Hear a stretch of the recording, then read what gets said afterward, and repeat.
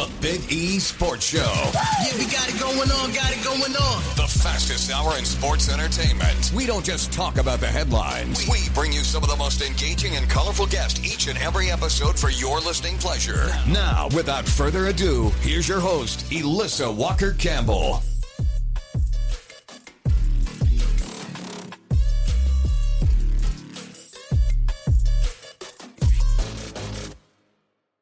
Hey, welcome back to the Big E Sports Show. I am Elissa Walker-Campbell, and the Major League Baseball season is underway, and already we are seeing fascinating storylines emerge across the league, surprise contenders, slow starts from unexpected powerhouses, and the continued evolution of the game with technology and rule changes. Joining us today is one of the sharpest voices covering the sport, that is longtime baseball writer and analyst, Kyle Glaser. Kyle, it's good to have you on the show.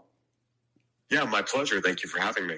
Well, here we are, only a few weeks into the season, but what early storyline across MLB has perhaps surprised you the most?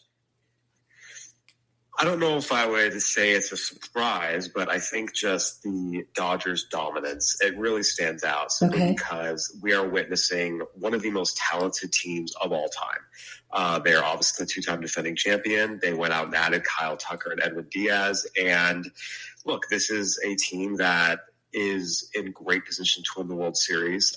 They're 17-8. It's actually the second best record in baseball, but they're outscoring their opponents by 55 runs.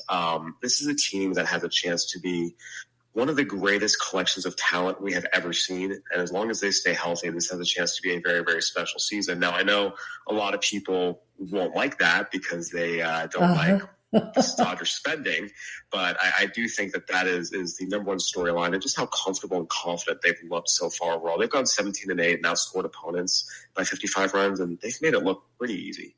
Yeah, the Dodgers picked up right where they left off last season. You talked about some of the players they acquired in the offseason, but what was that focal point so they can continue to have this sustained success? Well, again, when you've won back-to-back World Series, you have a chance to reach rarefied air when you are talking about potentially winning 3 in a row. Only 2 other organizations in baseball history have ever done it, the Yankees and the Athletics. So, the Dodgers are an organization that has lots and lots and lots of money to spend, and they're not afraid to throw it around. And for them, it was a situation where you looked at a team that won the World Series a year ago. There were 2 holes at closer and in one of the corner outfield spots. They went and picked up 2 of the best players available. Now, Edwin Diaz struggled and is now on the injured list. But regardless, the Dodgers are very much a team that is all about, we're going to do whatever it takes to win. And while obviously the amount of money they spend irritates a lot of people, at the very least, they're taking their money and putting it back on the field as opposed to in their pockets as owners. We shine the spotlight on the Dodgers, but early season takeaways, perhaps from some teams that their early season performance, you believe, is going to be sustainable this season.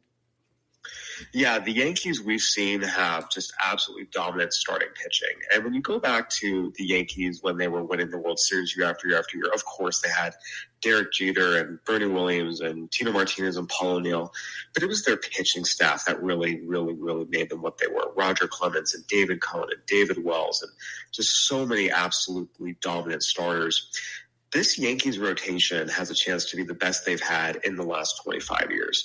They still are going to get Garrett Cole back from injury. They're still going to get Carlos Rodon back from injury.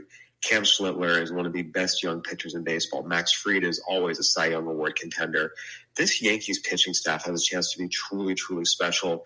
And I do think that because of the arms they have, the Yankees have their best chance to win a World Series since they last did so in 2009. You were listening to Voice, Kyle Glaser, Major League Baseball writer and analyst. We want to pause in our interview, connect with our audience. Where can they go and find all of your work online?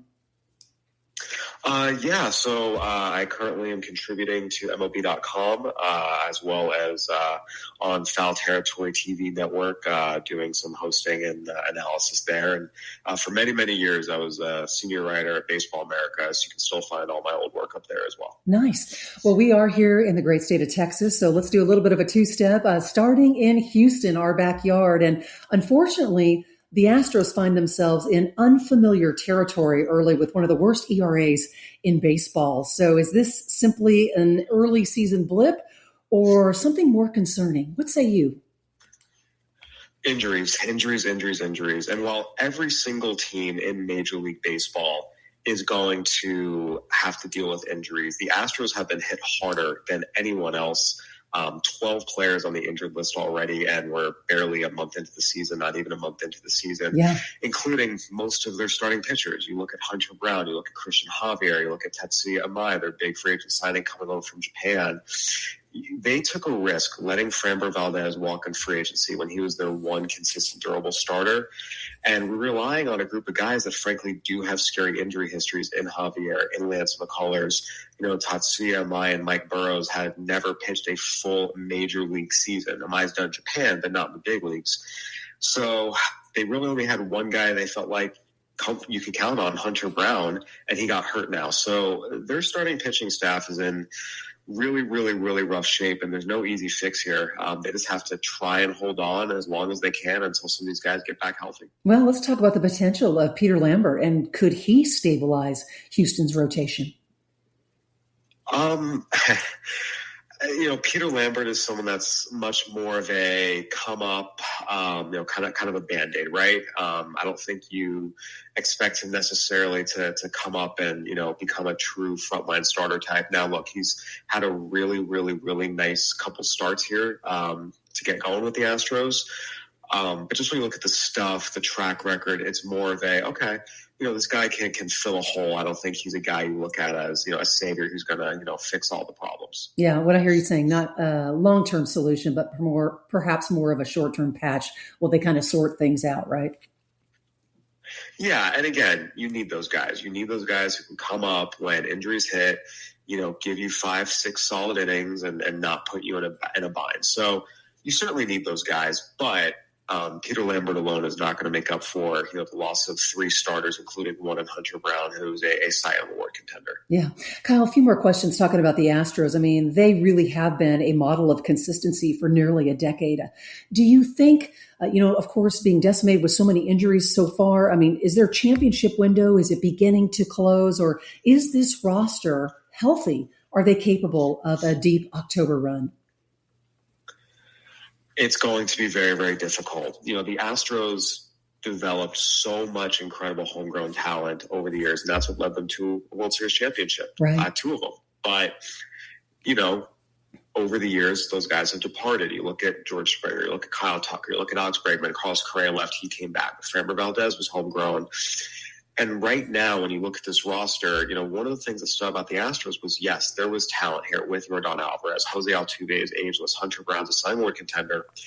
But it's a very, very thin roster. There's not a lot of organizational depth. And I wrote in my preseason preview that no team was going to be more dependent on health this season than the Houston Astros. And it's been just an awful, awful, awful start. They need their best guys to stay healthy because they don't have the depth. We talked about the pitchers, but talk about a guy like Jeremy Pena. I mean, Josh Hader in the bullpen. I mean, there's just injuries everywhere, and the Astros just do not have the depth to make up for it. Well, we are here in Houston. Let's head up I-45, and let's talk about the Rangers. Just what have you seen so far from them this season? Yeah, there's definitely been a little more energy and oomph and pep in their step under Skip Schumacher. Bruce Bochy obviously is going to be a Hall of Fame manager, one of the greatest to ever do it. But you could tell by the end of last year, they needed a little bit of a new voice. Skip Schumacher did a really good job in Miami. He's taken over the reins in Texas now. And one of the things that the Rangers have needed is they have had a lot of really good young players, but they haven't all kind of clicked together yet. You look at Evan Carter, you look at Josh Young, you look at Jack Leiter, you look at Kumar Rocker. They really needed all these guys to kind of pull it together. And I think under Skip Schumacher, who does a really good job with younger players, there's a higher likelihood of that happening. We started to see some good things. Josh Young is hitting the ball very, very well. Evan Carter, it's still early. I do think this team has a chance to win a wild card in the AL West. Again, the Mariners are the class of the division. They're off to a slow start. They will be fine. I wouldn't worry about them. Uh-huh. It would not shock me if the Rangers finish in second place and sneak in maybe that last wild card spot in the American League. Hey, we're winding down our time with Kyle, and let's go around the horn just a little bit. Weigh in on the Phillies and the Mets. Are they in trouble early this season? The Mets are definitely in trouble. If you put aside the hype and just looked at what they did this offseason, they got worse in so many areas. Pete Alonso to Jorge Polanco at first base is a huge downgrade. The Brandon Nimmo, Marcus Semien trade is a huge offensive downgrade that outweighs any defensive upgrade. Going from Edwin Diaz to Devin Williams as the closer. Yes, they added Freddie Peralta and Bo Bichette, who are great players, don't get me wrong, but the losses outweighed the additions. And at the end of the day, this is a team that was, a low 80s win team last year and got worse. This is who they are. This is not a great team. The Phillies, to me, are a different story. This is a talented team that's just in an early season funk. When you look up at the end of the year, I fully expect the Phillies to have 90 wins. And if they're not in first place, they'll be in the wild card. Again, it's been a rough start. There's no sugarcoating it. But there's too much talent, too much experience here for this to last. And finally, weigh in on the Reds, because they certainly have been tremendous in tight games. And have they been perhaps maybe one of the biggest surprises so far? Yes. Again, I would always caution people against getting overly excited based off 25 games, no matter how good or bad those 25 games go. Sure. The Reds have a lot of very, very exciting young talent on both sides of the ball. And we saw them get into the playoffs last year as the last National League wildcard team. And it's certainly not a stretch to say that they can take another step forward and go from 83 wins to 86 or 87 wins. Do I expect them to be in the NL Central Division title race throughout the entire season? Never say never, but that would surprise me with the Cubs and the Brewers being what they are. But there is some young talent here, and if it clicks all at once, sometimes some special things can happen. Yeah. Fantastic insight. Of course, the season is just getting started and no shortage of storylines. Kyle Glaser, our very special guest this weekend on the Big East Sports Show. Safe travels. We will talk again soon. Thanks, Kyle. Sounds good. Thank you. You bet.